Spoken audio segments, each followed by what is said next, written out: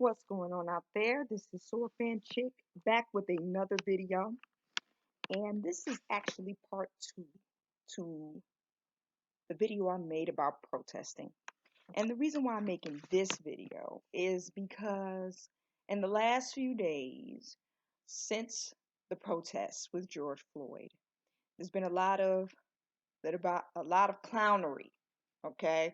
A lot of clownery from both black people and white people regarding these protests. And I just want to address three clowns. I wouldn't call them clowns, but three people that are clowning um, when it comes to these protests, okay? These are the donkeys of the day, the clowns, whatever you want to call them, that people have been uh, bringing to my attention, that have been diminishing the protests or have been demeaning the protests that black people and people around the world have been a part of. The three people I really wanted to address was uh, Candace Owens, because Candace Owens, I think she did a video about, you know, the Black Lives Matter protests. Steven Crowder did. I saw that video. And I also want to address Drew Brees. And most importantly, I guess I'll add a fourth clown, Donald Trump. He's the fourth one because there's a lot of misunderstanding about what the protests meant and why people were protesting in the first place. Especially, and I hate to say it, people who are considering themselves conservative, right-wing protesters of the protesters, the right-wing protesters of Black Lives Matter protesters. They seem to not really understand why people were protesting. And in my mind, everybody has a right to question thought, okay? Even them, they have a right to question thought. But you also, before you question thought, need to understand the thoughts of the other. And that's always been the biggest issue I've had, is that in this country we have a hard time understanding both sides of a political debate. And part of the reason why we do is because we always want to look at the facts that fit our agenda. When you're so invested in your own agenda and really not invested in, the betterment of everyone, then the only facts you're going to look at are the cherry picked ones. Okay? So that's what I want to talk about, because while did have my criticisms of the protests with George Floyd, I do think that protesting against police brutality, and especially in the black community, is necessary. Okay? So I'm going to address Candace Owens, some of her points first, because I watched her video first. And I just want to break down some of the things that she has said, because there's a lot of white people repeating her rhetoric and using her platform to debunk the Black Lives Matter um, platform. So Candace made a lot of various points in her video, and some of them were not a lie. Most of them was the truth. I mean, factually, from a factual standpoint. For example, she did mention about George Floyd's past, and I mentioned this too in my last video about, black women. I relate to Candace in the sense that black women are out here protesting. We're out here protecting black men, fighting for them, and yet they don't do the same for us. For us, you know, they're not out there protecting us. If anything, we're the highest victims of black men, okay? And George Floyd himself has had this criminal history. He particularly did have a pregnant person at gunpoint, a pregnant black woman. And honestly, you would think that would be a slap in the face to most black women. You would think they'd be like, so we're good enough to protest, but you want to rob us at gunpoint while you turn around and wife up a white woman. You see what I'm saying? But most white people, most black women were able to look past that suddenly and still march on behalf of George. Sorry, it's early and I just a lot of things are going on in my head right now. But there were a lot of things that Candace said that I agreed with, especially about, George Floyd's treatment of black women, black men's treatment of the black community overall, and how, we're protesting more for criminals, especially black male criminals, than we are for the victims, which tend to be black female victims and children. So I agree with that with Candace. I agree with those things. There is a lot of work to be done in the black community about how we prioritize um, who is the victim and who are the victims in our community, because we tend to only make the loudest noise when it's a black male. And a lot of the times he has a criminal background. And a lot of the times that black male didn't give two rocks about black women. I'm just saying. So I do think we need to reevaluate who we protest for and act accordingly. But I don't think that we should not have protested. Okay. And I'll tell you why. The thing about it is, even though, yes, Floyd was a flawed person, we are not protesting because of Floyd's past. We're protesting because of Floyd's future, which he does not have, which he was which was stripped away from him because he was what? For what reason? We have no reason, and that's the reason why the only conclusion we can come to is that it was because he was black. Because honestly, the video evidence doesn't show that he was resisting arrest. Okay, yeah, he used a counterfeit $20 bill. So what? What caused the police officer to kneel on his neck the way that they did? And I think that that is the reason why so many people have been protesting this particular situation, because it was not just, it was not fair, and it didn't honestly make any sense for him to do this. There was no logical other reason for this white cop to have done this and for these other cops to allow it. Okay? And so when we're thinking about, you know, how people are being treated, especially black people, you could be walking down the street and if the police doesn't know your background and you are being compliant, why does it require you to sit on somebody's neck? You know? Now, maybe they did a background check and saw his background. Maybe they did. Maybe we just didn't see that. Maybe that was off camera. But still, if a man is not resisting arrest,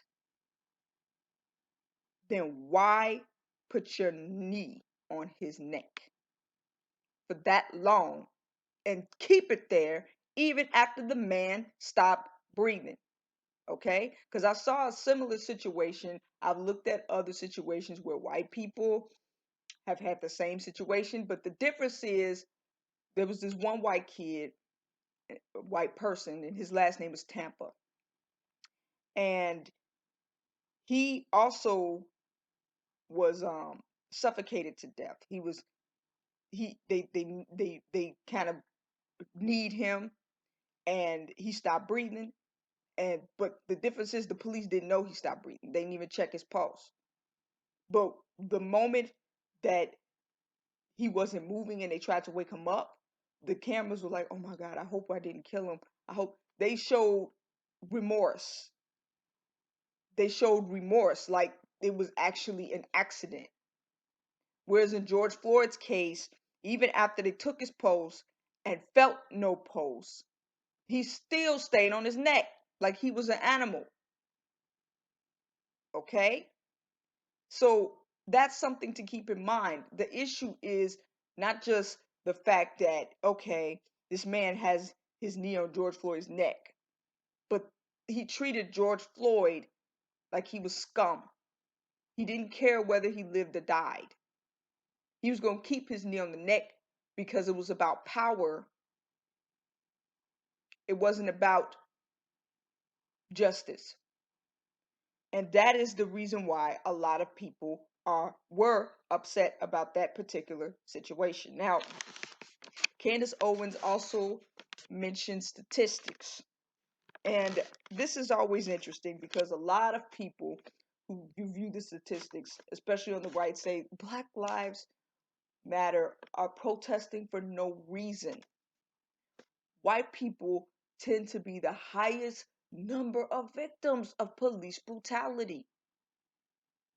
Okay? Black people are not. So there is no such thing as police brutality. But I always have a problem with the right. They see these statistics and they don't pay attention to the math. They don't do the math. We know that white people make up the majority of the country. And Candace mentioned that, oh, people are going to say this.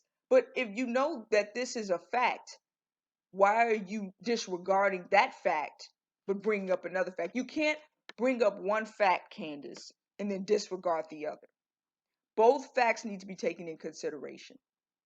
Okay? So let's be transparent about this. It is true that white people tend to be the highest number of victims of police brutality, particularly white men. Okay? However, there are more white people in the country overall. So that makes sense that white people would make up the highest number. And a county where there are 95% of white people in it, you think Black people would make up any sort of criminal statistics? No, they won't. And there are a lot of counties in America that are purely white. So in those particular counties, the largest number of white people that are victims of police violence and homicide will be white. I mean, yeah, versus when you look at the statistics of Black people who tend to be victims of police brutality, it's almost up there with, the number of white people, even though we're a minority. So that's why it's such a concerning thing, because what that means is among white people, majority of white people, they might not ever have a bad encounter with a police officer. Okay. And that's another thing to keep in mind too. We're talking about Black men and Black women.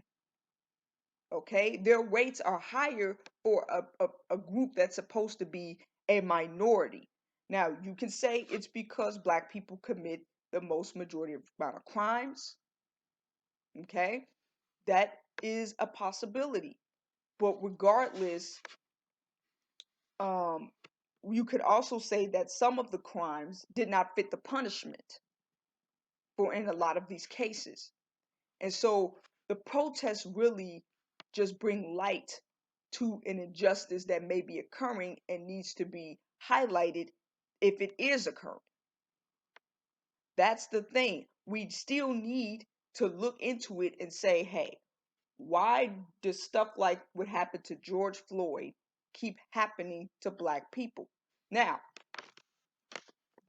the thing about it is, there are other races that also tend to be victims of police brutality, because I think Hispanics also have a large amount, but there are actually more Hispanics than there are black people in the United States. And to be honest, Hispanic people can be white. Hispanic is an ethnic group, okay? There are white Hispanics that's in that category. And then there are black Hispanics as well. So we have to consider that the ethnic group has various racial dynamics that affect them. Um, but yeah, that's just to address some of Candace's points that she made. Um, we can't ignore one set of facts because these set of facts make us feel good. And that's on both sides. Both, whoever you want to call them, liberals and conservatives. I hate left, right, whatever. Um, I hate those terms. I hate that we're divided left, right like this. But I think both sides need to take in consideration all the facts and understand that, for a community, that's supposed to be a minority, their experience with police is way too high in comparison to the amount of people that actually make up that community. And even I have had a negative run-in with police. And I mentioned this in my last video. Last year, when my sister was crying, and because she was crying, the police got called because they were assuming we were disturbing the peace. And while my sister was crying, the police threatened to arrest her. So I think that we need to think about how we are being treated as a community and whether or not this is racist or not needs to be reevaluated. Okay? It still needs to be evaluated, in my opinion, because there's just no way that our statistics should look like that with police brutality when we don't make up a larger majority of the country. And we're talking about, death by police for minor crimes. We're not talking about death by police for crimes, we're talking about unarmed victims here. Victims of police brutality, not people who actually deserved it. We're talking about victims of police brutality, people who were brutally murdered by police or attacked by police unarmed. Those types of scenarios and situations. Okay. So that's something I want, people to keep in mind, is that the things that Candace is saying is true, but she's overlooking other details and facts. Now, going on to Steven Crowder, his video was the most interesting of them all. Steven Crowder mentioned that, a lot of different things about a restaurant. He was walking down the street and pointing about a restaurant, being basically looted and burned and all these things. And about how the protesters were looting and Black Lives Matter was encouraging it, even though I find it very strange that conservative America, they're all, oh, looting is bad and this and this and that, but they claim to be pro-American. Do you know how America started? You know that during the revolution, right before the Revolutionary War, that's what they did. They looted loyalist shops. They burned shops and towns to the ground. But you say you're American. These were your ancestors that did that. That's how you became American. So what are you complaining about? What are you upset about? This is your culture. This is a culture that your ancestors have established in this country to get attention, to get freedom, to get justice and liberty. So what are you even talking about? But then again, it's Steven Crowder. And another thing I wanted to address about him is what he said about Colin Kaepernick. That's really what got me, because this man literally states that my issue with Colin Kaepernick was not that he was protesting. It was that he was protesting at a football stadium, which you should have been doing his job. I don't mind if you're protesting in a park, kneeling, but not at a football stadium. And just to address another thing that Steven Crowder said that was really stupid, talking about Colin Kaepernick made football political, made it all political. Listen, man, football has been turned into a political spectacle since the moment they inculcated the national anthem. The fact that we have to salute the flag before every football game makes the game political. Oh, but because it's not a political stance you agree with, that it's a problem. Not because Colin made it political. It was always political. The NFL made it political by allowing that in football. If you don't want it to be political, then let's stop singing the national anthem at the football games. Let's keep that outside of the games, because everybody around the world, they also think Americans politicize football a little too much. And it's not because Kaepernick's taking a knee. Because you got to sing the national anthem and you've got to honor the flag everywhere you go, even at a football game. So don't blame Colin for that. Blame the NFL. I blame you for allowing that. Colin is just doing what everybody else is doing, making his own political stance. Everybody there is making a political stance when they sing that national anthem, put the hand over their heart, and either stand or kneel for the flag. I don't want to hear that garbage. It's amazing that, don't highlight, we don't want you to bring attention to it. Go do it in a park where nobody's paying attention. That's basically what he's saying, and which makes no freaking sense. You cannot, if you're protesting in a park, who do you think's really gonna pay attention? That's the problem.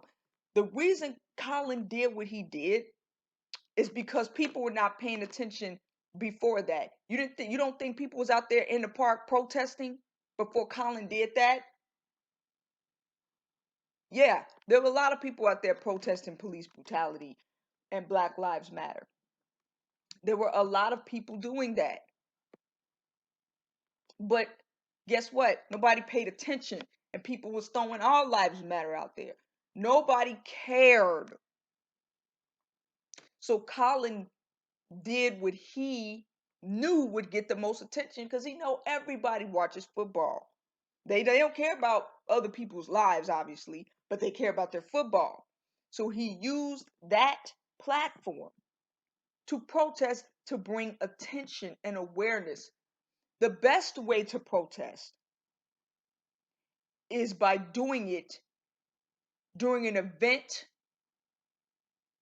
or during a time and a place where everybody will pay attention. Even Martin Luther King Jr. marched in the middle of the street, disrupting traffic. The March on Washington was disruptive. And these are the people you guys, this is the person you guys supposedly idolize. Martin Luther King was peaceful. But do you know that this man was very socially disruptive? He may have been peaceful about it, but he did not remain quiet about it. He didn't burn down houses. He didn't promote looting. But socially, he knew how to bring attention to himself. Okay? They had to hose black people down just to get them out the middle of the street. Do you not understand that? So that was kind of stupid. Steven Crowder, he was just saying a bunch of random stuff that made no sense. And that's a problem I have with people like Candace and Steven, is that the points they're making is basically there's no need to protest. And to me, there's always a need to protest when there is injustice, okay? Even if white people made up a lot of the victims of police brutality, why should we not protest for the black people that have been victims of police brutality? Why should that stop us from protesting for them? Because while, yes, white people, they're victims, white people, it's their responsibility to protest for their own. Okay? But we have the right to protest for our own. Okay? So I don't understand why bringing up these statistics mean anything when it was still an injustice. And it still needs to be said. Black people should not be victims of police brutality. We deserve the right to how our people are treated in our own communities. And if we don't think that black people who are unarmed should be dead by the police, or who are not resisting arrest should be dead by the police, we deserve the right to protest that. Now, if you all don't think white people should be going through that either, then you need to really be out there protesting with us for your own communities. But some of you guys don't care what happens to people.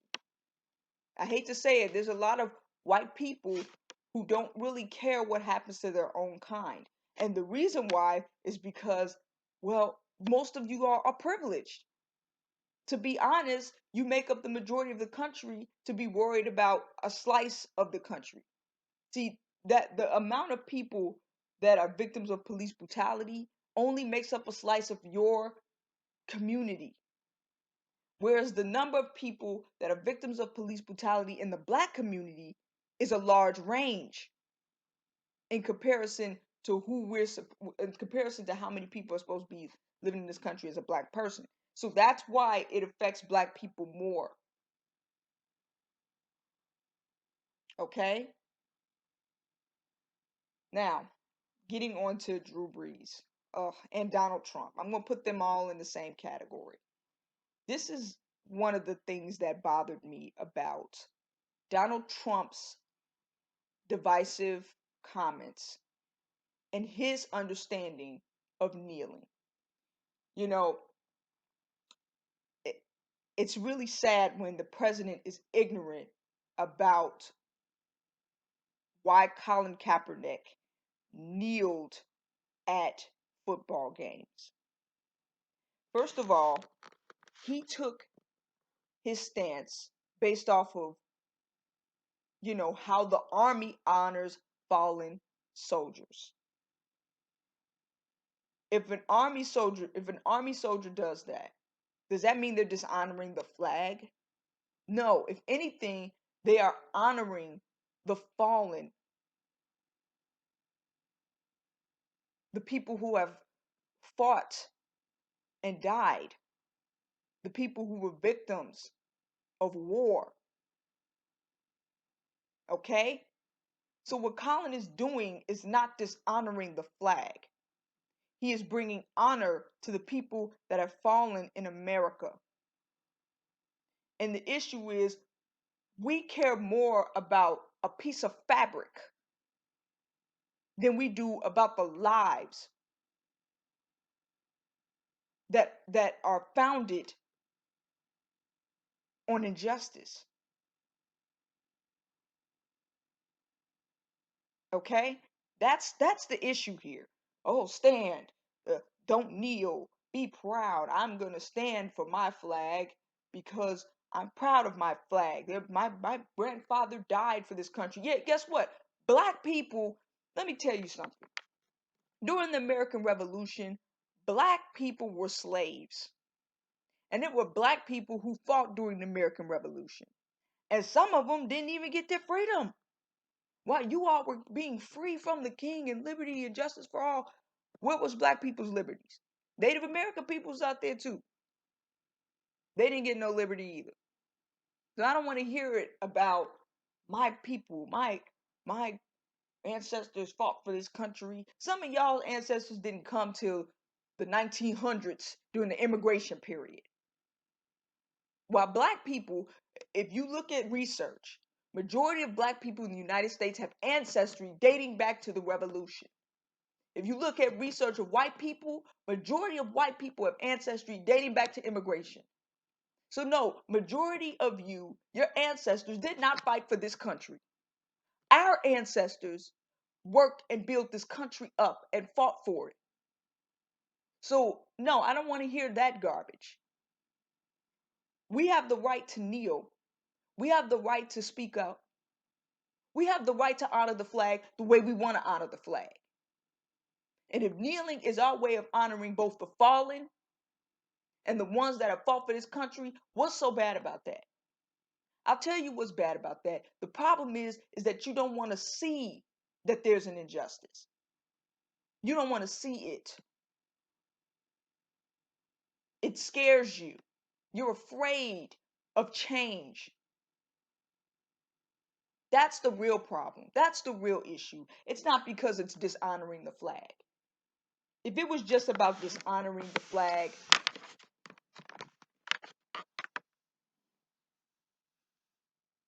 you would have stopped by now. Because we've already debunked that. We've already told you, we've already educated you that this is not about dishonoring the flag. Colin never meant to dishonor the flag. Colin was trying to honor the fallen, those who have fallen, just like a soldier would. So if a whole soldier can kneel to honor those who have fallen, why can't Colin? And a lot of people say, oh, because he never fought for this country, he don't have the right to kneel. But his people fought for this country. Our people have been building up this country and fighting for this country for years, only to still be at the bottom of the social chain because of the 200 years of oppression. So he don't have a right to kneel for all his people, for his ancestors who fought for this country, who worked for this country. But you have the right to snip the flag like it's a god, idol worship. And that's the problem I have with Drew Brees and Donald Trump. And you know, a lot of Drew Brees' comrades were disappointed in him. And I know he took back his statements, but I don't believe he changed his statement. I don't believe he changed his sentiment. I only believe that he's trying to double back because it's making him look bad, making his brand look bad, making the NFL look bad. Okay? I don't believe for a second that he's changed his sentiments. So that's really what I wanted to address. I know there's probably going to be more clownery. And again, I'm not saying that a lot of these conservatives aren't making some good points. Okay, we do want to take in consideration how we are protesting. I'm not condoning looting. I do think we need to address how black women are being treated in our own communities, and we also need to reevaluate who we are protesting for and why. I agree with those things 100%. But let's not ignore all the facts in place. Let's not make stupid suggestions like kneeling in a park versus kneeling in a place where we can get attention, because then it's not a protest. Okay? The whole purpose of protesting is to bring attention. And let's not try to use the kneeling as a way to push our own agendas. If we've already discussed what kneeling is, stop trying to make it into something that it's not.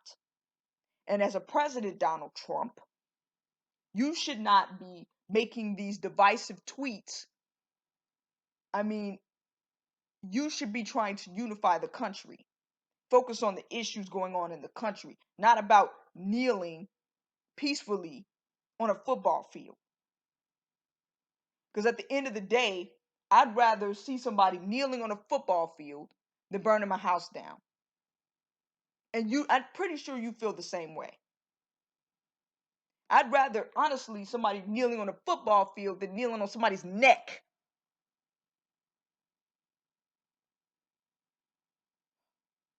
I digress. I'm going to leave this video as it is. Thank you all for tuning in. I'm sorry if I felt like I was just tuning out everything, or I felt like I was rambling or going in circles, but it's just I'm frustrated because there are so many people that want to silence your voice rather than look into the situation, rather than investigate this situation, rather than understand the other point of view. And part of that is them being afraid of change, them being afraid of liberalism, as they say. It has nothing to do with the life that was lost. It has everything to do with pushing their agenda and their political forces. And that's the scariest part of it all, is that these people really don't care. They're just mentioning these things because it makes their political side look better. That's all I have to say. Thank you guys for tuning in. Go ahead and leave your comments, whether you agree or disagree. I am open for a debate in the comment section. And I might be able to debate better on paper than through voice, but I just wanted to speak out and address some of the comments that have been made so far regarding these Black Lives Matter protests. All right. Peace out, y'all.